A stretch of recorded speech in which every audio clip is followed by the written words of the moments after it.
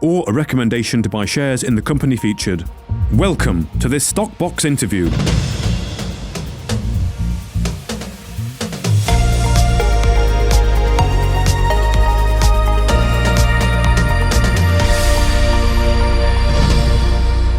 Well, hello everyone and welcome back to the Research Talks podcast here from Stockbox with Alan Green and Dan Flynn on what is today certainly a lovely day over in the Netherlands. Very sunny, quite warm this morning. It does not feel like winter at all, but I'm sure it will turn very quickly. I don't know what it's like in the UK for you guys. What's going on? It's a bit grey here, to be honest. I spent yesterday up in London meeting some old colleagues and made some good connections. And it was a rainy day yesterday, but so far it's just looking a bit grey and overcast. Not very inspiring, but hey, who cares? It's a Friday and we're in the run up to the weekend. Ready for the weekend. Absolutely. Yeah. I don't know if anything was standing out to anyone this week particularly. It looks like there's been a general sort of pullback, I would say. You know, if you look at sort of Bitcoin, that dip below 100,000 briefly. It's sort of back just above it at the moment. But I think most things have sort of had a bit of a pullback, which is possibly due to the US shutdown and, you know, the lack of liquidity that's flowing around. I did see an article in the Wall Street Journal I shared with you. No, it wasn't the Wall Street Journal. It was Raoul Powell, wasn't it, on Twitter? I shared with you, and he actually, you saw that as well, and it was, I thought that was actually quite a good take on the current situation. That as soon as that reopens again, and as soon as this reverse repo, which I don't, if I'm being totally honest, understand, but it's liquidity is what I understand basically. When that starts to kick in again, then. Basically the money will come back to the markets and we'll start to see things going up again. So it's just this sort of short term, you've got to hold on through it. But I would say that's possibly what it is. I mean, this is a long government shutdown, and it will end at some point, no doubt, with things sort of kick-starting. I don't know if you guys have any thoughts on that. Yeah, well, it's certainly that the liquidity resulting from that shutdown certainly seems to be what a lot of people are putting the Bitcoin weakness down to. But it's interesting, isn't it? Because if you're like me and you sit there panicking and looking on Twitter at where your crypto holdings are going to go, you can find aggressive opinions on either side. And people state these with such confidence that you read it and you think, oh, God, it's going down to 75 or, oh, good, it's going up to 200K. But you don't know, do you? I mean, I'm looking at it now. It's literally just above 100. It seems to be staying there. It did go a little bit below, but I don't know who to believe. I like you, I'm sort of waiting to see what happens when this shutdown ends. And I saw someone, I think there's a more than 50% probability of it ending by the middle of the month. I saw it in a tweet. Okay. God knows how that's calculated, but but you know, in the spirit of taking things at face value, that's what I'm seeing. Yeah. You're right, though. You do see it on Twitter, don't you? And it's like saying you get into the doom loop as you get into the euphoria loop. You know, it's quite sort of fickle like that, isn't it? But I don't know. I think when you read things, it just seems to be a bit. It seems to be more serious. Maybe, I don't know, or it seems to go in a bit more. If someone says something, you tend to just be like, okay, well, that's your opinion. But it seems to be, for me anyway, when you read something, you almost take it as a given sometimes. Don't know why. No, you absolutely do. And it's it's easy to get quite emotionally invested in it, isn't it? You've got to remember to read both sides, I think. Yeah, I think the thing is with social media as well, you'll always find an opinion to match your fears as well. You know, if you've got fears and then you start to go down that rabbit hole and it's not healthy. I think you've just got to look at it as an instrument and buy and sell it on that basis. You know, define your entry and exit points and work on it that way. Try not to become emotionally involved. Very easy to say, I know, but It is easy to say, isn't it? I mean, sometimes I do think the best thing to do would just be to, look at the price periodically and shut everything else off. Once a year, indeed. Yeah. No, we're not doing that. Yeah, You can't. I've had a little dabble in this Bittensaw, TAO is Yeah, you the mentioned other that code. last week. It's Yeah. an interesting concept. It's basically DeFi structures. So rather than have a centralized structure for service providers Bitcoin mining and all the rest of it, everything is decentralized. And of course, the coin that represents this effort is Bittensaw, and a lot of pundits are predicting that this is going to be the next Bitcoin because it's going to be basically the infrastructure that supports the decentralized network. So interesting concept. It's that's the Tau token, Yeah, isn't it? TAO, Is that? TAO. Yeah, that's it. Yeah, Yeah. yeah. I Interesting. like the idea of that. Well, okay. Well, let's cover a few stocks to maybe look at. So we're going to start with Cadence. I know that's covered quite a lot, Alan. But if last time we spoke, we lots of things had happened, hadn't they? Things were looking a lot better. So, but what's been happening in the last few weeks with Cadence? Well, it's really the I said the fallout. It's just the company, of course, is developing the Amapa iron ore project, which is a project with a huge iron ore resource in northeastern Brazil. There are there's a complete mine infrastructure there. There's a rail network that takes the ore directly to the port at Santana, and that ore is then shipped off to market, as it were. When Cadence acquired the project, there were iron ore tailings at Santana. There'd been a port collapse in 2015. That port's now been rebuilt. And Cadence have been overseeing the process of bringing the mine slowly out of administration, and of course the phases that the company has to go through to reinstate the mine and obviously get the mine and the vast amounts of equipment in situ back working recommissioned. The the strategy the company's decided on is developing a DR grade iron ore project using a plant that's on the Amapa site called the Azteca plant, and the Azteca plant will is anticipated to produce some 380,000 tons of 65% Fe, that's iron concentrate, with a very low capital outlay. It has a takeoff agreement agreed with which will generate a $4.6 million investment, and Cadence has contributed to that. It raised a total of 2.6 million from a subscription of 2.16 million. All of the directors participated. Kieran Mazaria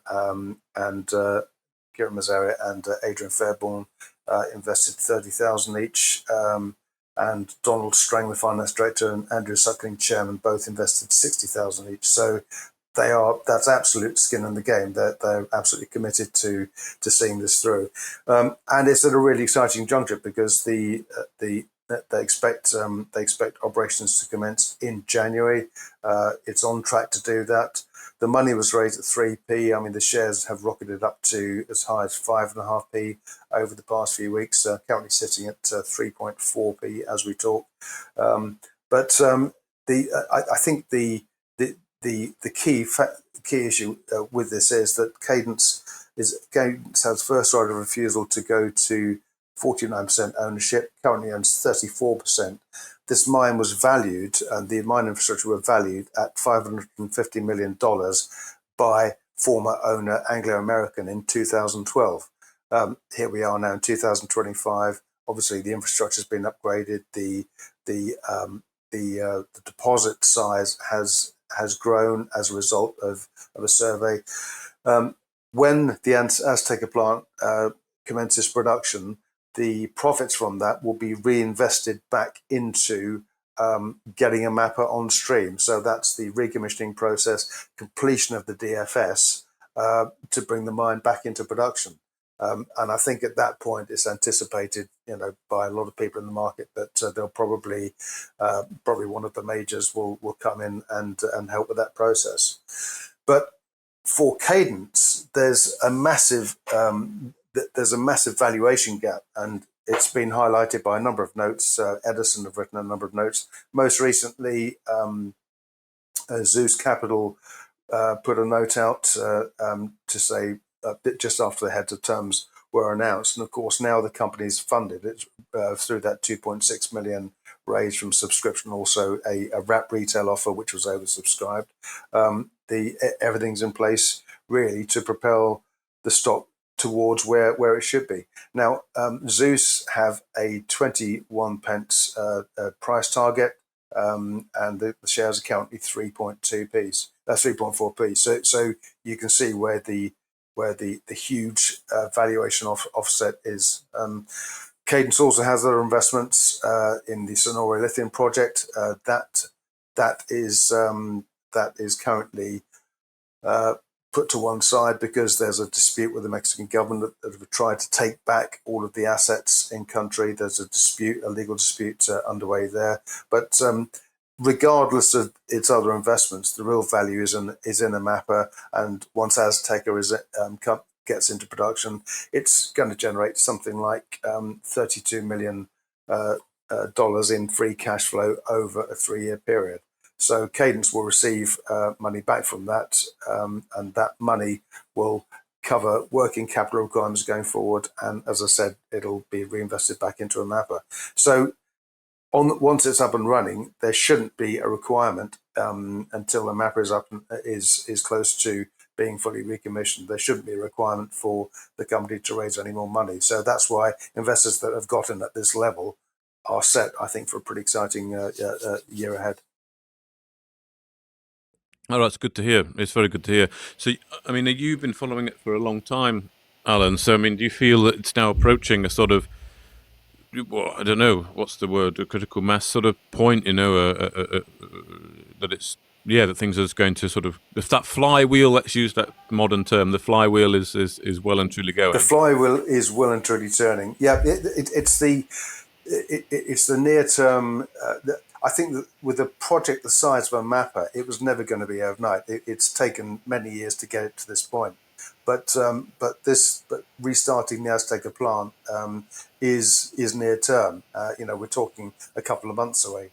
We're a couple of months away from that, and that's really exciting. And it's going to produce this iron, which will be taken to market. The product a couple of years ago, the iron ore tailings at the Santana port were shipped and sold to market. They were sold to China. So there's demand for the product. The product's a good quality product, and this DR grade iron ore it's very much a green iron product, and it's going to be in demand, and it'll sell for an awful lot of money. So it's at a really exciting juncture, and I think if you're looking at inflection points and catalysts, that catalyst is coming. It's a month or so away.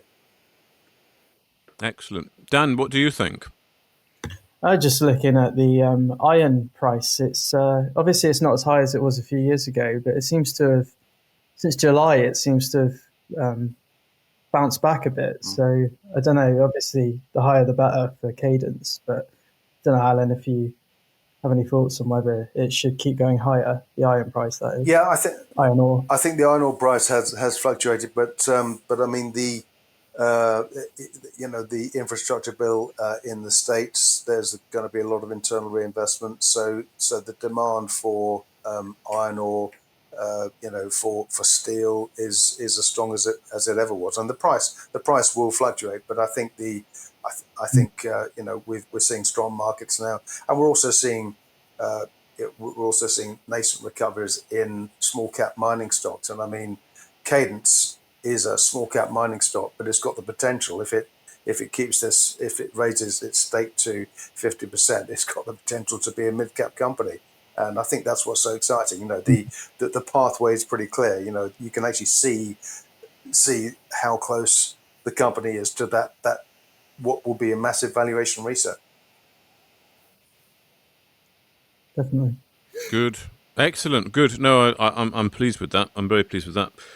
I would like to see some stuff from site, Alan. So I don't know if you can push Kieran to put some pictures out or something on the socials, so we can really see what's going on. Yeah. The socials are intermittent. Of course, Kieran's based in the UK, but he flies out regularly to a mapper. So, and I know when he's there, he does a lot of social media stuff and collects a lot of that. They've done a few drone videos and everything else. So if you go to the Cadence Minerals X account, it's just at Cadence Minerals. You'll see you can see some of the images from there. But no, they need updating, and I'm sure given the close proximity to for Azteca to get into production, I'm sure Kieran will be out there in the very near future. Good. Okay. Well, Dan, let's talk about Panther Metals, and before we get into some more of the tech discussion today. So Panther, what's been going on? Darren's been a bit quiet for a while, but they had the announcement, of course, where they could not continue with the full Pick Lake option. But from my interview with him, he seemed pretty okay with that. He said it was going to be years away anyway. Anyone who takes it on needs the mine and the processing plant. So he seemed pretty happy. Well, I wouldn't say happy, but I think he would have preferred it if it did come off. But always go the way you want. But they've got the tailings which they were going for anyway. But maybe just take us through what you think of them, and then we can have a bit of a chat between us. Yeah, I wanted to cover them quickly today. But obviously, like you say, the company announced its option with Frontier with that Pick Lake project in Ontario had been terminated after it failed to raise the necessary capital. But in your interview with Darren, Mark, like you say, he put it into context with regard to how it impacts or doesn't impact Panther's ongoing plans. So I wanted to lay out what's happened and get both of your thoughts on it, maybe. So, because with Panther now retracing all the way back to around 55p, its current 3.8 million market cap does on the face of it sound quite small. And the question now obviously becomes whether it looks like good value. So it could be worth thinking about where the company is heading from here on successful execution. So for context, Panther announced it had signed 2 options and purchase agreements back in June to consolidate a large area in Ontario, collectively referred to as Winston. So one option covered First Quantum's historic Winston Lake mine site, all the related infrastructure and its historic tailings facility, and this remains in place. The other covered Frontier Energy's Pick Lake deposit, which is one that has now been terminated. Now, together, these covered a large indicated resource, the bulk of which was contained at Pick Lake, I believe. And the longer-term plan had been to redevelop that as an underground mine, leveraging that existing infrastructure at Winston Lake to reduce costs significantly. So for now, Panther won't be pursuing that opportunity, following the latest news. What does remain in place, though, is the near-term opportunity at Winston Lake. And this centres on the reprocessing of those historical tailings at the original mine site, First Quantum area. So after the June deal was announced, Panther quickly got to work on completing a tailings sampling program that consistently returned high-grade gold, gallium, silver, zinc, copper, and cobalt from this facility. In one of your previous interviews with Darren, Mark, he said it now looks like it contains hundreds and hundreds of millions of dollars worth of commodities. So with all the infrastructure in place, the tailings stand to offer a very quick and very low-cost route to significant high-margin production. That remains the case. And in your latest interview, Mark, Darren said that now Panther has completed a 600k placing and that 100k wrap. All the funds are in place to really push forward with advancing this. So he said an update is imminent. I think he said very imminent, actually. Whatever. I don't know what that means exactly, but the work being completed includes met testing to see how much of the material can actually be recovered, along with an MRE, which is being carried out by SRK, as announced at the end of September. So we can look forward to hearing more about that. And if the tailings do contain hundreds of millions of dollars of metal, a decent amount of which can be recovered at a low cost, as the signs are suggesting, then that means you're getting a lot of potential near-term revenue generation for Panther's low current market cap. Really, the main thing that's changed is that longer-term underground development opportunity has now been put on hold. Now the Pick Lake option has been terminated. Like Darren said to you, although Pick Lake is one of the highest grade zinc opportunities in North America, it's also quite small, and that means whoever does take it forward will require access to the mine site at Winston Lake, which Panther still holds on to. So it might not be the last we hear of that opportunity. Darren didn't want to comment, of course, when you suggested Panther might later revisit like that Pick Lake ground to complete the circle. You know, who knows? If everything goes as well as is being suggested at the tailings, company might be able to return to the negotiating table in a much stronger financial and operational position. So yes, the headline takeaway from me from reading the RNS and watching the interview is, while the loss of Pick Lake is no doubt disappointing, the Winston story isn't over at all. That massive tailings opportunity is still there, and the plans to pursue that remain on track. And also, Panther has a portfolio of other highly attractive assets and its digital asset strategy in place. Not going to cover those in detail today, because I think that's quite a lot, but they potentially offer a considerable additional upside. And then, of course, Pick Lake itself might be a viable option in the future once the tailings opportunity is advanced. So, yeah, that's my thoughts. I wonder what you both think about how things have been playing out there.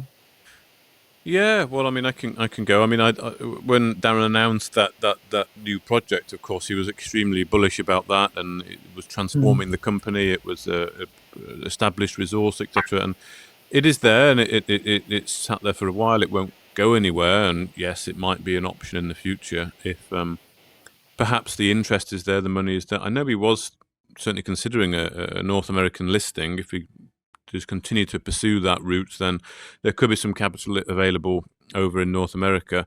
But I think, as I said at the start, and as he said on the interview, the tailings was always going to be the first port of call anyway. A lot of companies were saying now going for that low-hanging fruit. So the mine would have been a lot, or the bigger project would have been later down the line anyway. So it'll continue to sit there unless someone else wants to come in on it, in which case they probably have to talk to Panther because they've got the mine site. So there'll be something that can perhaps could be done there.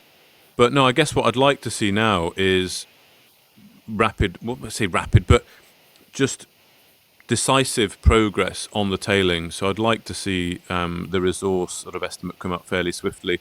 And he did say, which I thought was good, they're not just going after the fulcrum and the extract technology, they're going to do the traditional extraction as well.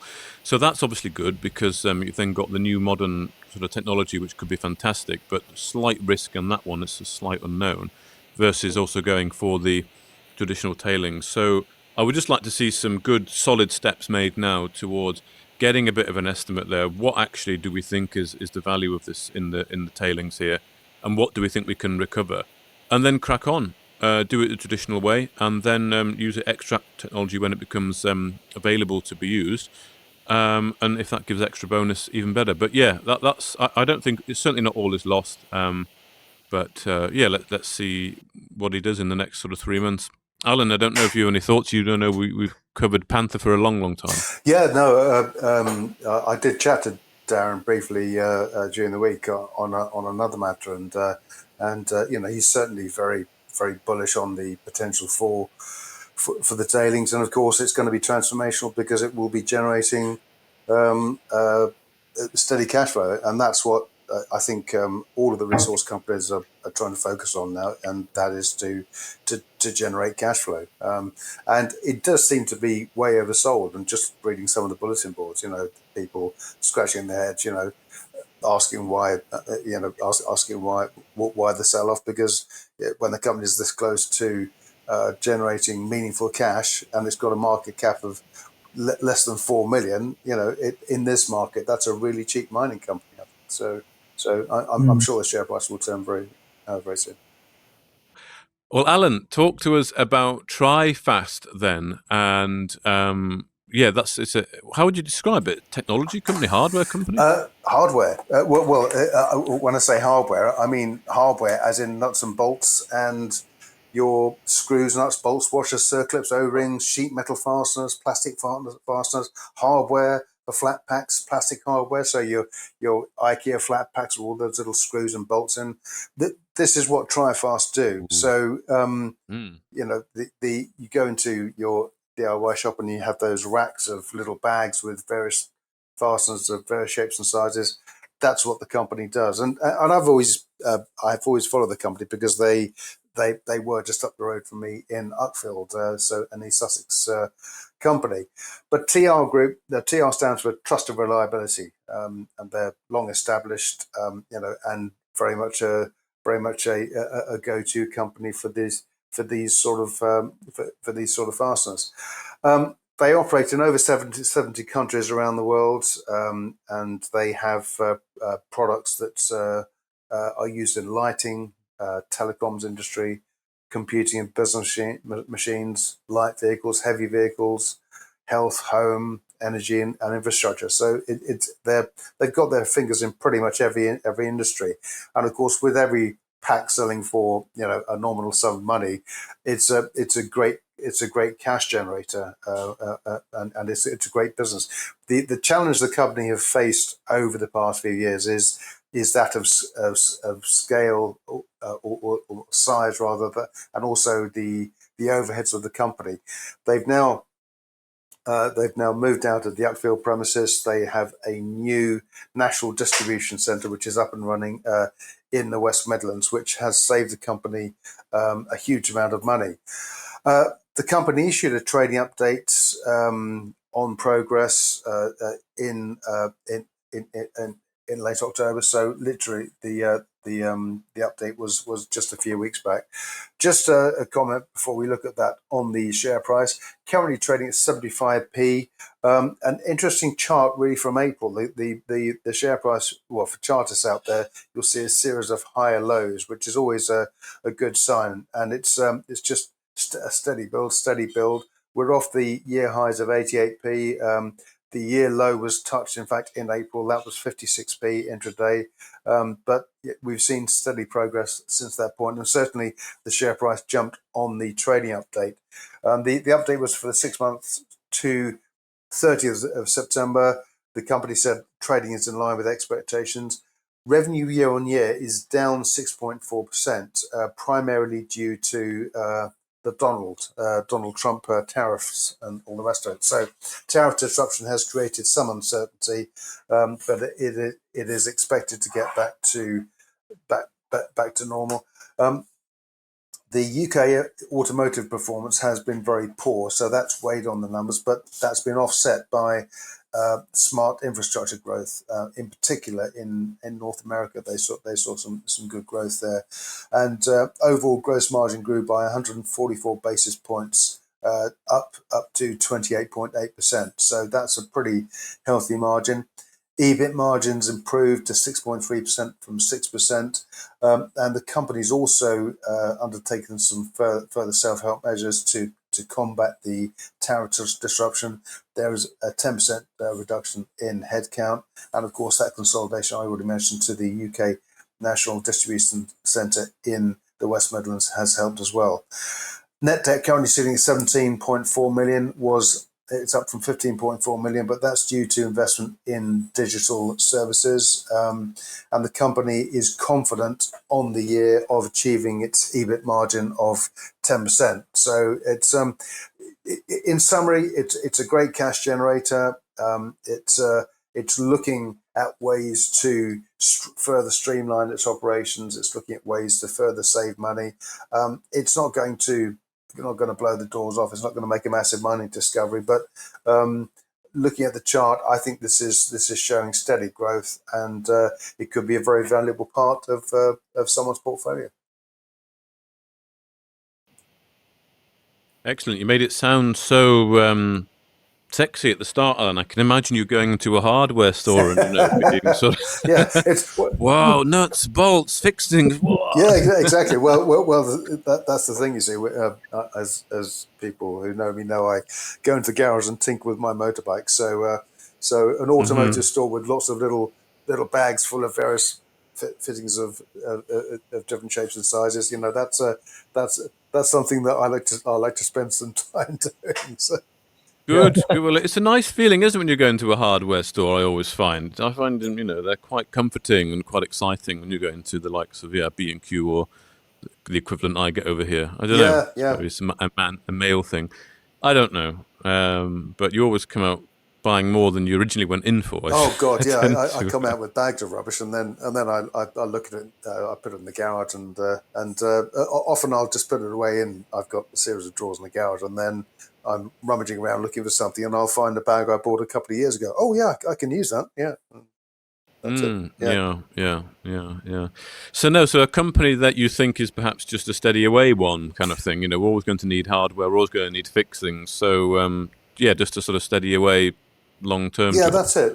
And there's always, I think, because it's a steady cash generator, and it's it's produced a very predictable share price performance. I mean, in some ways, if a huge American automotive group were looking to expand, I mean, this would make a good acquisition. I'm not saying it's an acquisition target at present, but when a company is generating cash like this, it's streamlining, it's got a brand new distribution center, it's got to be an attractive acquisition for somebody.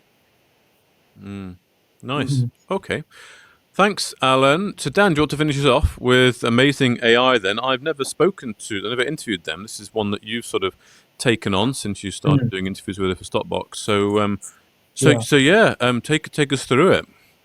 Yeah, it feels timely to cover Amazing AI today because the company announced its first digital asset treasury purchase this week. And like you say, I had an opportunity to speak to CEO Paul Matheson about his plans from here.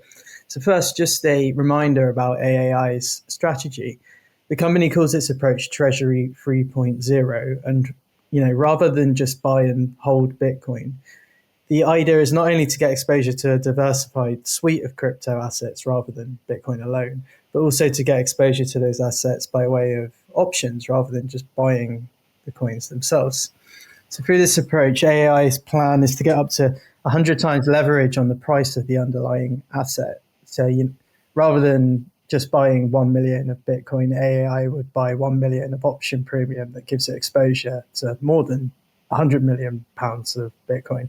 So, sticking to Bitcoin to demonstrate the upside, Paul said that if Bitcoin were to go to $1 million over the medium term, AAI would make $68 million for every 1 million deployed on its position of 320k strike call options.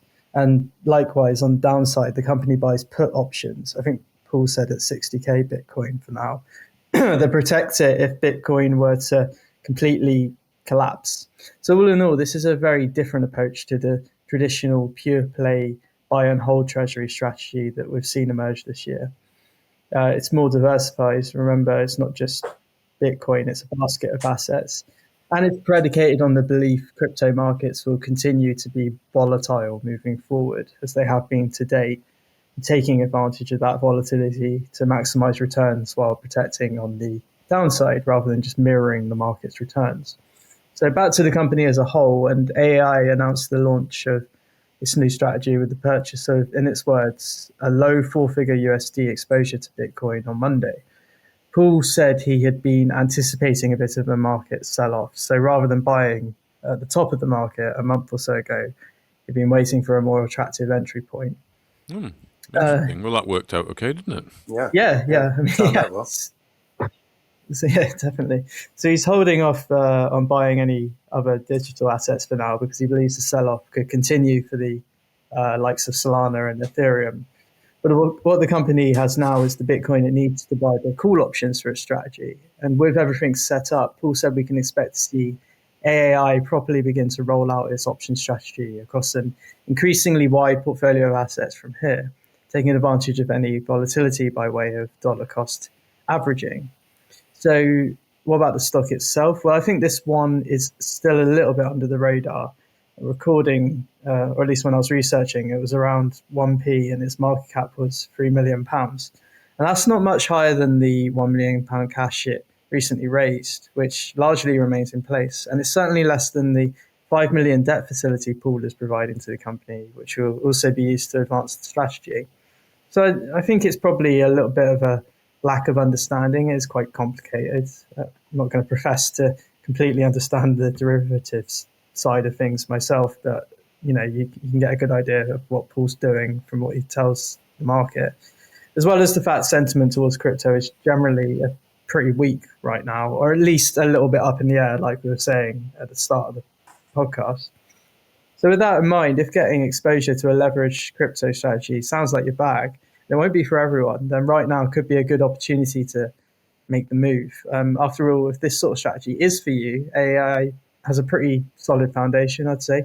It allows you to get exposure to a strategy traditionally reserved for high net worths and institutions due to the high entry costs, but you can do it through the company with just a small investment of whatever size you want. Paul is an expert in derivatives trading and really backs himself, both by way of that facility he's providing and the fact that he's by far AI's largest shareholder. I think he has a 38% position. It's something around that. Really? That's a lot. Yeah, and there's no guarantee of what will happen moving forward, given crypto markets are particularly volatile right now. Bitcoin does soar again, and Paul's strategy plays out on the upside, and the company could make some serious money and generate a lot of attention. And in that case, getting in at current levels might end up looking like a very smart move in retrospect. I think at its core, what we're really looking at here is a different way of getting exposure to crypto in a listed vehicle, something that offers a different return profile to its peers who essentially move with the Bitcoin price because they buy and hold. So there's no guarantee of success, of course, but it's certainly different and interesting.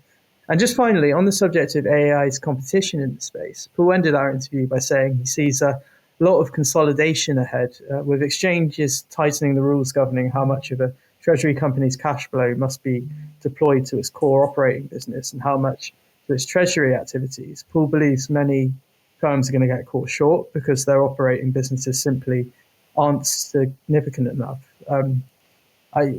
I wouldn't personally know if that's the case or not, but AI should be fine in this respect. Its treasury strategy sits alongside a core lending operation that currently makes up more than 50% of its business. So Paul sees a future where the business can acquire peers that don't meet the mark and face the prospect of a delisting, providing an opportunity to strip them down and split the cash generated between AI's lending company and its option strategy in crypto. So that's pretty punchy, and I have no idea whether or not that will end up being the case, and I wouldn't particularly want to comment, but it's certainly another possibility to keep an eye on moving forward. But is it just it's the leveraged access to sort of Bitcoin and crypto? What's the AI angle on it? Oh, that's in the it's a good question. It's in the lending side of things. I think the company's looking at applying AI to its lending operations as it expand them over time. Okay. So obviously, it's going to want to grow those as it grows its treasury side of things to keep that proportionality between both sides of the business. So I think AI is the obvious place, like it is with everything these days, to look at generating growth. Okay. Well, okay, good, interesting. Well, yeah, that's nice, and I do like this. The fact this is like a yield play on Bitcoin, because you can't actually stake Bitcoin. I don't think traditionally, can you? You can stake a lot of other cryptos and get yield on them, but in a lot of the mainstream custodians, I don't think it's that easy to stake Bitcoin as such. So, if there's a way to get a yield on it, that would be great. Actually, that'd be really good. Yeah. And it's convenient to have a company that you've just invested in doing it for you, rather than exactly. Then you having to do it. Okay, good. Well, thank you. That's quite a few things covered there. So I think we can leave it there for this week. I think wish everyone a nice weekend, and we'll speak again next week. Great. Thanks guys. Have a good weekend. If you enjoyed this interview, then give us a thumbs up, a like or a retweet. Subscribe to us on YouTube or follow us on Twitter, and hit that notification bell to be the first to know when we release new content. There's loads of great content on our website too, across all our programs at stopboxmedia.com. Thank you for watching.